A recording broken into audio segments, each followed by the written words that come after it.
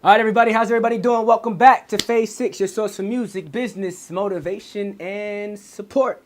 It's your guy, Sir Love, and we've been talking about royalties lately. Something that's, a lot of people don't know about, a lot of people do know about, but I've been kicking it to you 100 straight talk, no chaser.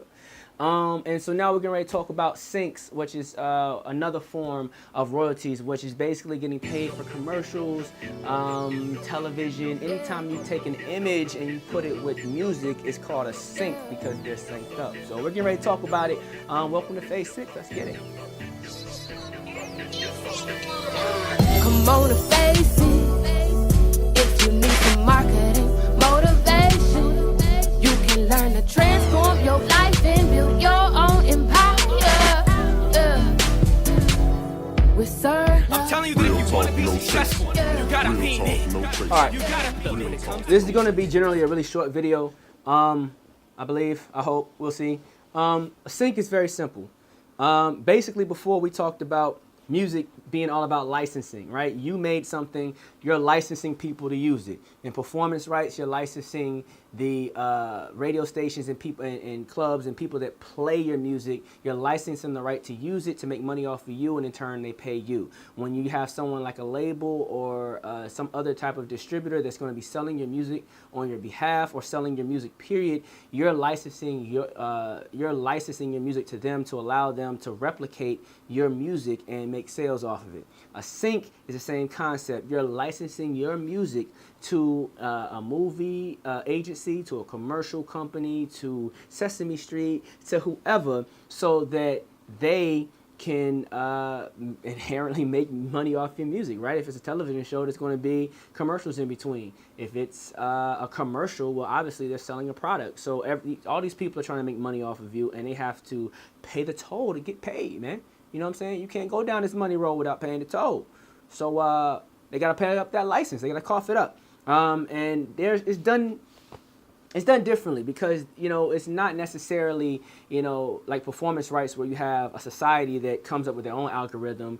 They do their own research and they pay you, right? It doesn't work like that in a sync. And in publishing, when it works with mechanicals, it's federally regulated. So, there's a system and it's just paid out.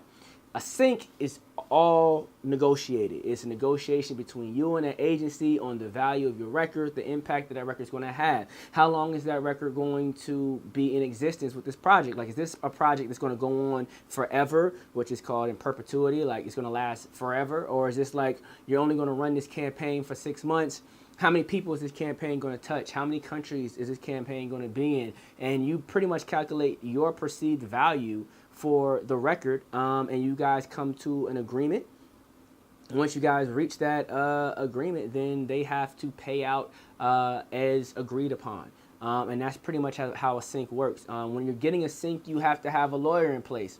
That's one of the biggest difference between mechanicals, performances, and syncs. You can negotiate your own sync, but you don't know the going rate. You don't, a lot of times you're not going to know all these different things that you need to know to really run your sync properly. So you do want to make sure that you have a lawyer involved when you're getting your syncs done.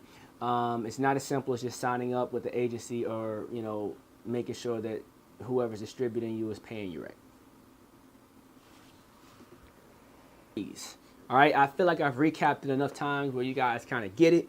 So I'm not going to recap it again. But what I am going to say is that the songwriter and the publisher, these are the people that get paid. And if you're a person that's making music, initially you are the songwriter and the publisher on the record. Now, if you are not one of these entities, you don't get paid off the record. So if you're in a band with 5 members and you don't write, then you're not necessarily getting paid as a writer.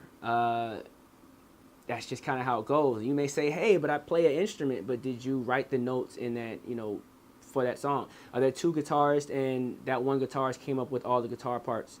It really gets down to the nitty gritty like that. When you're doing your split sheets, you really have to define who did what, and you don't write it out. I mean, you can write notes and say, well, this person contributed this, but generally it's a percentage, it's a number. You as a group get together and say, well, I feel like this person contributed 5% to this song. This person contributed this person contributed that.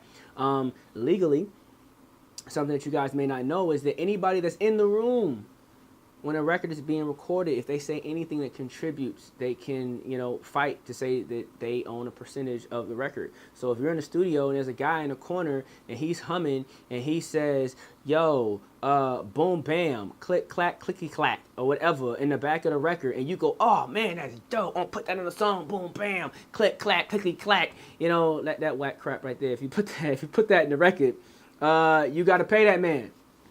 Understand that is how the system works. And that's the reason why when you get, higher up, there are people that are really funny about who's in the room and why they're there, because they don't want anyone encroaching on, their money. So that's something you guys got to be aware of while you're out here working. But for the most part, I just broke down how money is made from being on the radio and from selling records.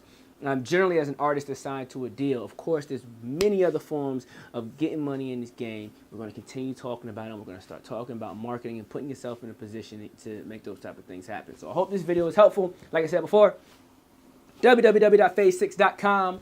That's phase 6, phase VI, Roman numerals, .com. Check me out on Instagram, Twitter, all that good jazz. Hit the subscribe button. I'm going to be giving you guys a lot of great information. I'm actually thinking about putting together a book to really help you guys with some of this marketing stuff, because this marketing stuff's intense. We're going to get to it. So if this is the year that you say, yo, me and my band, me and my group, me and my act, me and my artist, me and my label, me and my manager, me and my PR, me and my whoever are going to pop off, and we're going to take this thing to the next level. If this is the year, stay tuned. Phase 6, baby. Let's get it.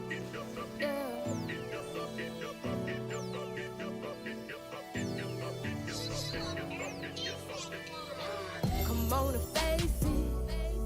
If you need some marketing motivation, you can learn to transform your life and build your own empire. With Sir Love. Real talk, no chase. Real talk, no chase. Real talk, no trace. Real talk, I said real talk. I said real talk, no chase.